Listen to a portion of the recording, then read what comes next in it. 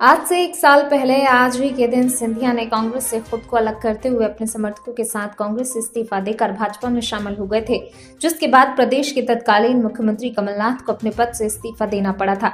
इसके साथ ही 15 वर्षों बाद सत्ता में आई कांग्रेस सरकार 15 महीने में ही गिर गई। जहां भाजपा आज के दिन को सिंधिया के साथ आने पर जश्न के रूप में मना रही है, तो वहीं कांग्रेस आज लोकतंत्र सम्मान दिवस मनाकर सरकार के खिलाफ आक्रोश जाहिर कर रही है। इसी कड़ी में इंदौर में भी कांग्रेस कार्यालय पर कांग्रेस से जुड़े और संविधान की रक्षा करने का प्रण लिया। आयोजन में पूर्व मंत्री जीतू पटवारी, सज्जन वर्मा, कांग्रेस विधायकों सहित बड़ी संख्या में कांग्रेस कार्यकर्ता शामिल हुए। आयोजन के दौरान पूर्व मुख्यमंत्री कमलनाथ के संदेश का वीडियो भी प्रसारित किया, जिसमें कमलनाथ ने भाजपा पर विधायकों की खरीद फरोख्त का आरोप लगाते हुए चुनी हुई सरकार को गिराने के आरोप लगाए। इस दौरान पूर्व मंत्री जीतू पटवारी और सज्जन सिंह वर्मा ने कहा, संविधान निर्माता बाबा साहेब भीमराव अम्बेडकर के आदर्शों को भूलकर भाजपा ने आज ही के दिन लोकतंत्र की हत्या की थी। पूरे देश में भाजपा सरकार इसी तरह लोकतंत्र की हत्या कर रही है। भले ही आज प्रदेश में भाजपा सरकार काबिज हो, लेकिन प्रदेशवासी सरकार की हकीकत जानते हैं। मध्य प्रदेश में जनता द्वारा चुनी हुई सरकार को गिराने के लिए बीजेपी ने संविधान की मूल भावना को तार कर लोकतंत्र को खतरे में डाला। ज्योतिरादित्य सिंधिया 3 बार ये देश को दुनिया के सामने बता चुके हैं कि उन्होंने किसके साथ क्या किया। मैं बार बार बता चुका हूं। अब हमारे अध्याय में ज्योतिरादित्य सिंधिया समाप्त हो गए। वो भारतीय जनता पार्टी के एक मेंबर हैं और संस्थागत भारतीय जनता पार्टी लोकतंत्र की हत्या करना चाहती है। कांग्रेस पार्टी उसका विरोध करते हुए लोकतंत्र की रक्षा करना चाहती है और करती रहेगी। जी आज इस तरीके से कांग्रेस लोकतंत्र सम्मान दिवस मना रही है, क्या कुछ कहेंगे? किस तरीके से मना रही है, क्या संदेश देना चाहती है कांग्रेस? ऐसा है कि देश में आज सबसे ज़्यादा आवश्यकता जैसी महामारी कोरोना को लेकर, वैसी ही महामारी लोकतंत्र की हत्या को लेकर भारतीय जनता पार्टी, नरेंद्र मोदी और आरएसएस की विचारधारा ने की है। 8 राज्य लगातार चुनी हुई सरकारों को गिराना। अगर लोकतंत्र बचाना है तो सबसे पहले इस विचार से लड़ना कि जो वोट मिला उसकी हत्या करना। भारतीय जनता पार्टी ने मध्य प्रदेश में आज ही के दिन लोकतंत्र की हत्या भी की, संविधान का मखौल भी उड़ाया, बाबा साहब अम्बेडकर की अवहेलना भी की और उसी के भावना अनुरूप कमलनाथ जी ने आदेश दिया है कि हम सबको लोकतंत्र की रक्षा करना, संविधान की रक्षा करना। और आज का दिन लोगों को याद दिलाएं कि लोकतंत्र के हत्यारे हैं जो असत्ता में बैठे हैं। हम उनको विरोध करते हैं। जरूर वो मुख्यमंत्री बने बैठे, पर हमें पता है कि लोकतंत्र के हत्यारे हैं हम। भैया ज्योतिरादित्य सिंधिया बोल रहे हैं कि लोकतंत्र की हत्या हुई थी, जो आदरणीय कमलनाथ जी ने आज 20 मार्च को 1 साल पहले जो इस्तीफा दिया था, इस्तीफा इसलिए दिया था क्योंकि मध्य प्रदेश की जनता ने कांग्रेस सरकार को चुना था और आदरणीय कमलनाथ जी के नेतृत्व में 15 महीने तक लगातार प्रदेश के अंदर जो विकास हुआ, जो 15 साल में बीजेपी सरकार में नहीं हुआ था, वो आदरणीय कमलनाथ जी 15 महीने में करके दिखाया था।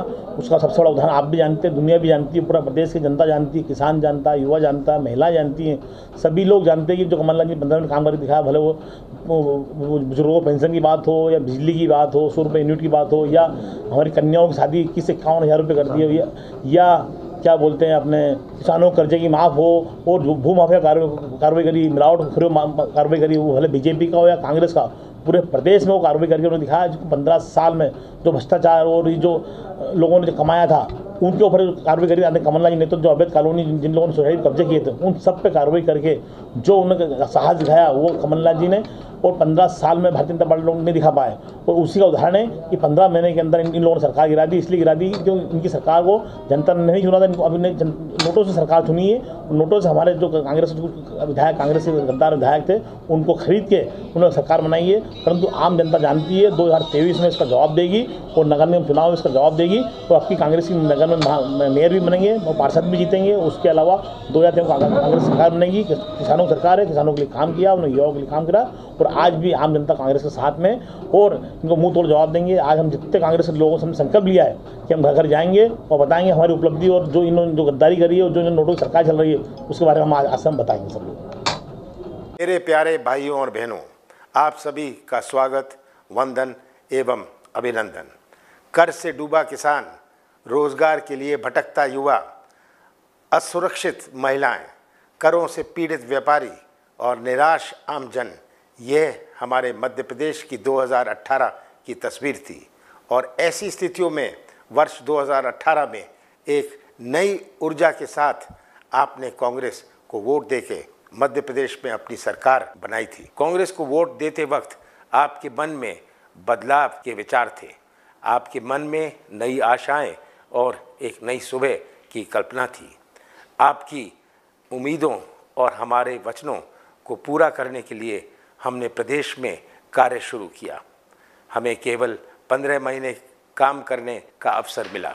चुनाव में गए समय को हटाकर 1 वर्ष के कार्यकाल में हमारी सरकार ने जो कार्य किए सभी आपके सामने है और हम अपने वचनों को और आपकी उम्मीदों को पूरा करने की ओर तेजी से बढ़ रहे थे। हमारी सरकार द्वारा 1 वर्ष में किए गए कार्यों और जनहित के निर्णयों ने बीजेपी सरकार के 15 वर्षों के झूठ और ध्यान भटकाने के शासन की पोल खोल दी।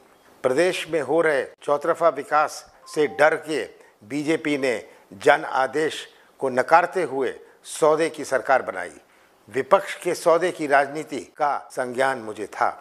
मेरे पास उस समय 2 विकल्प थे। पहला विकल्प था कि मैं भी सौदेबाजी करूं और एक खरीदी हुई सरकार बनाऊं, या फिर मैं लोकतंत्र और संविधान के सम्मान को बचाऊं और संविधान की भावनाओं के अनुरूप कार्य करूं। मैंने दूसरा विकल्प चुना और 20 मार्च 2020 को मुख्यमंत्री के पद से इस्तीफा देकर लोकतंत्र की लाज को बचाया। वही विपक्ष ने मध्य प्रदेश के माथे पर कलंक लगाते हुए सौदे की सरकार बनाई और संविधान की आत्मा को मारने का कार्य किया।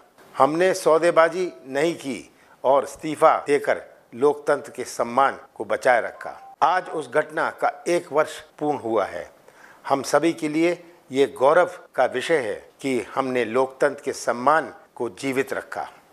आज का दिवस लोकतंत्र के सम्मान का दिवस है। मैं मध्य प्रदेश के प्यारे भाइयों और बहनों को लोकतंत्र सम्मान दिवस की शुभकामनाएं और बधाई देता हूं। साथियों, भारत की आज़ादी की लड़ाई महात्मा गांधी, बाबा साहब अम्बेडकर और अनेक आज़ादी के दीवानों ने लड़ी थी। आज़ादी के सही मायने जानने वाली पार्टी कांग्रेस पार्टी ही है, क्योंकि कांग्रेस ने आज़ादी की लड़ाई लड़ी है। साथियों, लोकतंत्र में जनता जब तक अपनी सरकार चुनेगी तब तक लोकतंत्र जीवित रहेगा। मध्य प्रदेश की ये सरकार जनता के द्वारा चुनी हुई सरकार नहीं है और इसलिए आज प्रदेश का प्रत्येक वर्ग, चाहे वो किसान हो या युवा, महिलाएं हों या कर्मचारी, मजदूर और व्यापारी, सभी पीड़ित हैं। मैं अनुरोध करता हूं कि आइए हम सब एकजुट होकर इस सरकार के दमन का विरोध करें और सोती सरकार को जगाएं। मैं मध्य प्रदेश की जनता को आज इस अवसर पर वचन देता हूं कि कांग्रेस पार्टी सदैव आपके साथ खड़ी रहेगी। आपके अधिकारों और हितों की रक्षा के लिए हमेशा संघर्षरत है और हमेशा संघर्षरत रहेगी।